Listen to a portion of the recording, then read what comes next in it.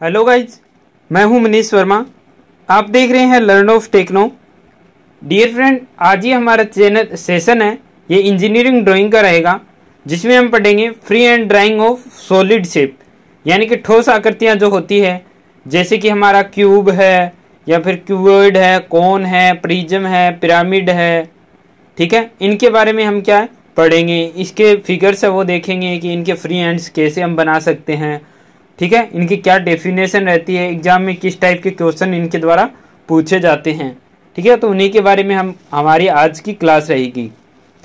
तो चलिए क्लास को शुरू करते हैं।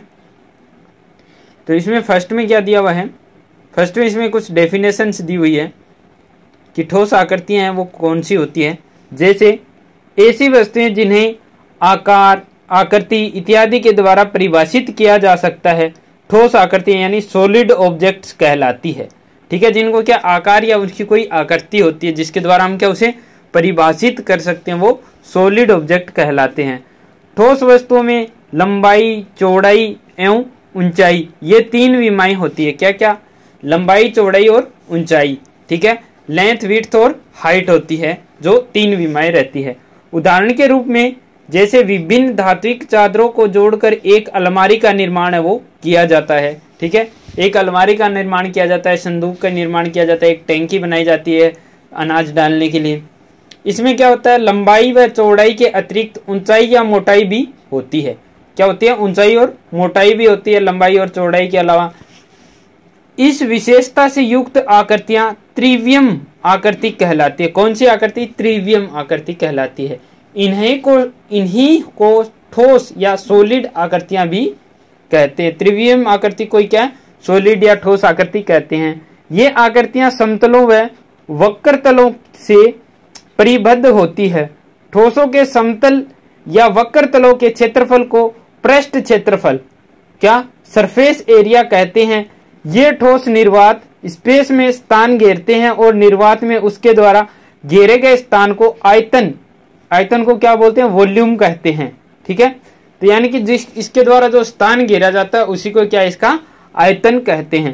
प्रमुख ठोस श्रेणियां आकृति जैसे कि घन, घनाभ, क्यूब, कोन, शंकु, पिरामिड, प्रिज्म इत्यादि का वर्णन इस अध्ययन में किया जाएगा, इस अध्याय में किया जाएगा। ठीक है, अब क्या है?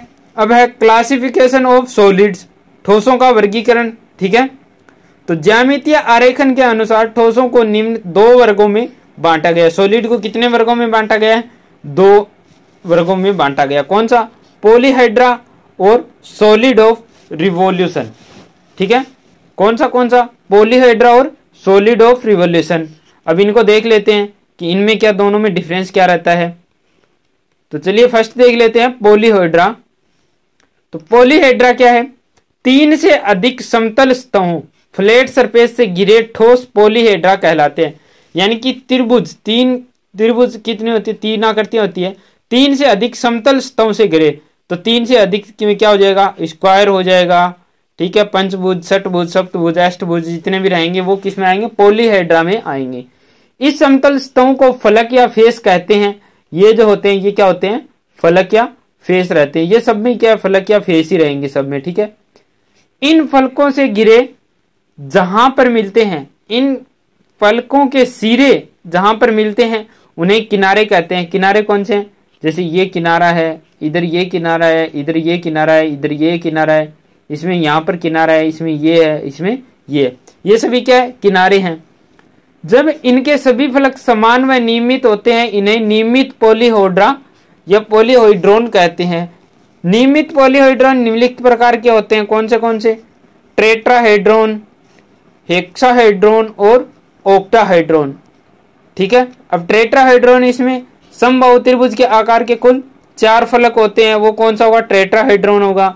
अब हेक्साहेड्रोन में इसमें 6 समान वर्गाकार फलक बने होते हैं और ऑक्टाहेड्रोन इसमें समबाहु त्रिभुज के आकार के कुल 8 फलक बने होते हैं। कितने? 8 फलक होते हैं, वो ऑक्टाहेड्रोन है। 6 फलक है वो हेक्साहेड्रोन है, और जिसके 4 फलक हैं उसके क्या होते हैं?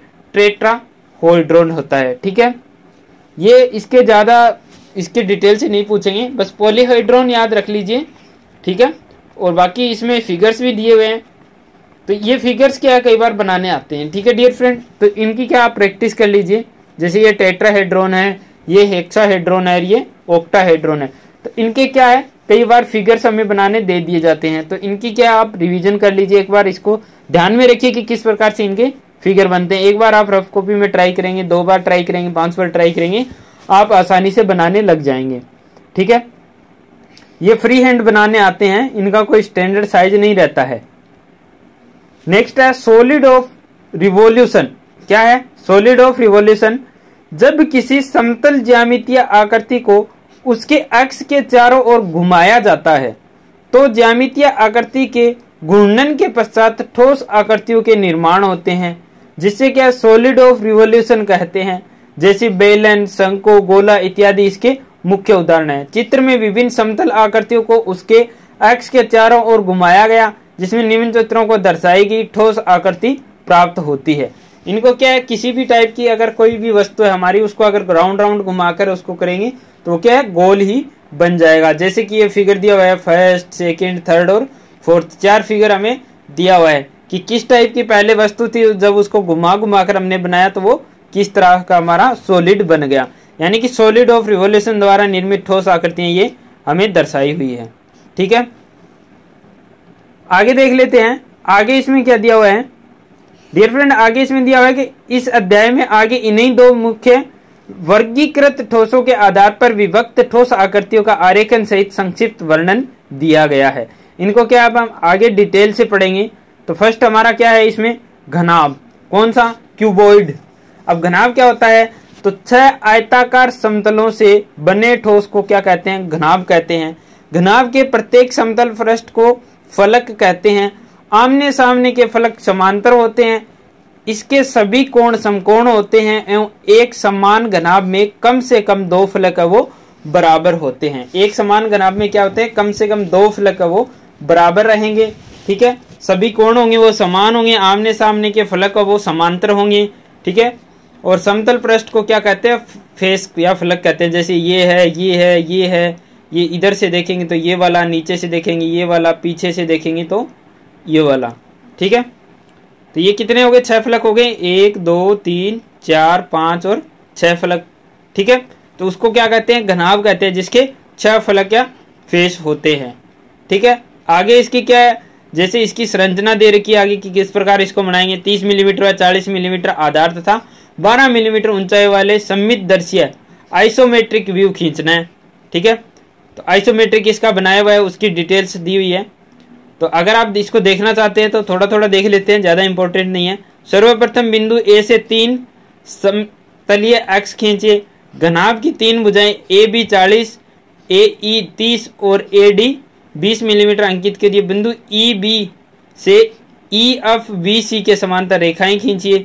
ठीक है, ये क्या है? जो ऊपर से ये फिगर बना हुआ है, ऊपर से ये फिगर बना हुआ है, इसी के बारे में डिटेल से बता रहा है। ठीक है, तो ये ज्यादा कुछ इंपॉर्टेंट नहीं है। नीचे ये बनाकर भी दिखाया हुआ है, नीचे ये अलग से बनाकर भी दिखाया हुआ है। नेक्स्ट क्या है? इसी प्रकार एफ तथा सी से ए बी तथा ए ई समांतर रेखाएं खींचिए जो बिंदु जी के प्रतिच्छेदित करती है। D F G D C G C के समांतर रेखाएं खींचिए। इस प्रकार अवशिष्ट घनाभ का समतलीय दर्श है वो प्राप्त होगा। आइसोमेट्रिक व्यू हमें क्या है? मिल जाएगा। अब पहले क्या हमने ए पॉइंट लगाया, इससे ए बी खींचा, ए ई खींचा और ए डी क्लिक किया। ठीक है, उसके बाद इन तीनों को मिला दिया। ई से क्या है? इसकी लंबाई के समांतर क्या है? यहाँ आप पर पॉइंट लगाया। बी से कितना लगाया? सी पर पॉइंट लगा और इन दोनों को क्या कर दिया? आपस में मिला दिया। ठीक है, उसके बाद में यहाँ से यहाँ तक पॉइंट लगाया और एफ से जी तक पॉइंट लगाया और इनको क्या कर दिया? आपस में मिलान कर दिया। ठीक है, यही इसमें क्या बताया गया है। तो ये क्या हमारा घनाभ बनकर क्या तैयार हो गया। ठीक है डियर फ्रेंड, चलिए आगे देख लेते हैं। आगे है क्यूब। क्यूब मतलब घन। ठीक है, क्यूबोन घनाभ, क्यूब घन। अब घन में क्या दिया हुआ है? ऐसी घनाभ जिसकी सभी कोरों की लंबाई है वो बराबर होती है घन कहलाती है, क्यूब कहलाती है। किसी जैसी कि ऐसी घनाभ जिसकी सभी भुजाएं हैं वो क्या बराबर हो, सभी कोरों की लंबाई है वो क्या बराबर होगी, वो क्या होगी? घन होगी। घन का प्रत्येक फलक एक वर्ग होता है। इस ठोस रचना में 6 समान फलक होते हैं। इसके 6 फलक 8 कोनों और 12 सिरे होते हैं, जैसा कि चित्र में दर्शाया गया है। इसके सभी फलक परस्पर समकोण पर बने होते हैं। इसे हेक्साहेड्रॉन भी कहते हैं। ठीक है, क्या होते हैं इसके 6 फलक होते हैं, 8 कोने होते हैं और 12 सिरे होते हैं। ठीक है डियर फ्रेंड, नेक्स्ट देख लेते हैं। इसमें नेक्स्ट में क्या है, इसका फिगर्स दिया हुआ है हमें बनाना कि किस प्रकार से हम इसकी रचना कर सकते हैं, तो वही दिया हुआ है डिटेल्स में।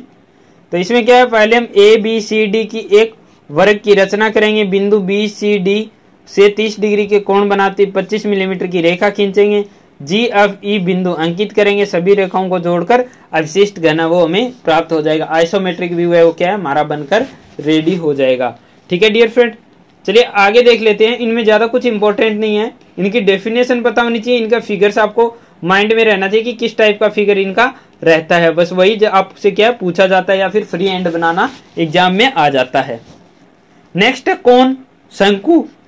अब कोण क्या होता है कि किसी समकोण त्रिभुज को एक लंबवत भुजा के चारों तरफ घुमाने से जो ठोस आकृति प्राप्त होती है उसे कोण कहते हैं। वर्गाकार कोण का आकार है एक वृत्त होता है। इस प्रकार वर्ताकार आकार के केंद्र को शीर्ष से मिलाने वाली काल्पनिक रेखा इमेजिनरी लाइन को शंकु का अक्ष कहते हैं, कोण का अक्ष कहते हैं, जो आधार पर लंबवत होता है। शीर्ष को आधार के वृत्त की परिधि पर मिलाने वाली रेखाओं को जनित्र कहते हैं। ठीक है, क्या कहते हैं, जनित्र या जनरेटर कहते हैं। सभी जनित्र की लंबाई है वो समान होती है, जो कि इसकी तिर्यक ऊंचाई कहलाती है। ठीक है, ये शंकु की डेफिनेशन दी गई है जो ज्यादातर नहीं पूछी जाती है, बट आपको बेसिक सा थोड़ा पता रहना चाहिए। शंकु का फिगर आपको पता नहीं रहना चाहिए कि किस प्रकार से शंकु का फिगर है वो बनता है। बेलन के समान यह भी एक सिंगल क्राउड सतह का ठोस होता है, जिसे यदि किसी कागज से बनाकर खोला जाए तो एक प्लेन समतल सतह हमें क्या है प्राप्त होती है। अगर हम पेज से शंकु बनाकर देखते हैं उसके बाद उसको अगर खोलते हैं तो क्या एक प्लेन सतह हमें प्राप्त होती है। ठीक है, तो घन, घनाभ, शंकु, प्रिज्म, पिरामिड, इनकी क्या आपको फिगर्स है वो ज्यादा पता रहना चाहिए। ठीक है, किस टाइप से फिगर्स बनते हैं उसका थोड़ा ध्यान रहना चाहिए, और इनकी डेफिनेशन क्या रहती है उसके बारे में क्या हमें थोड़ा सा ज्ञात होना चाहिए। नेक्स्ट है प्रिज्म।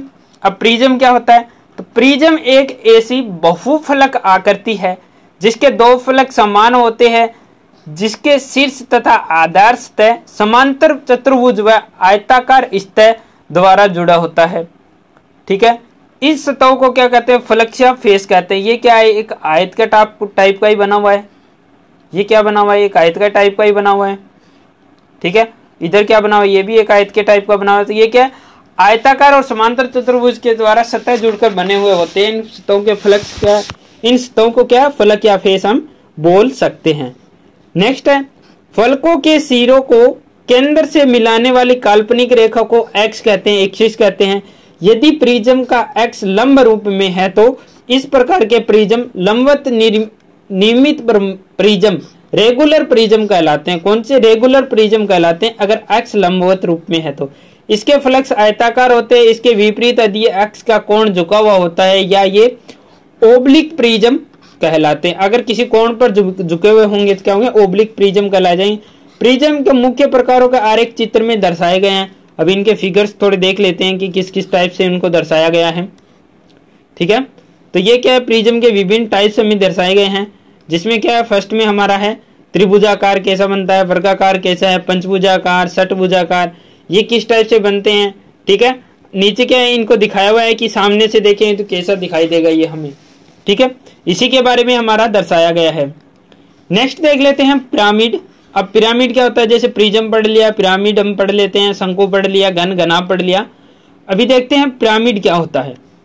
प्रिज्म और पिरामिड में डिफरेंस भी समझ में आ जाएगा कि प्रिज्म कैसा होता है, पिरामिड कैसा होता है।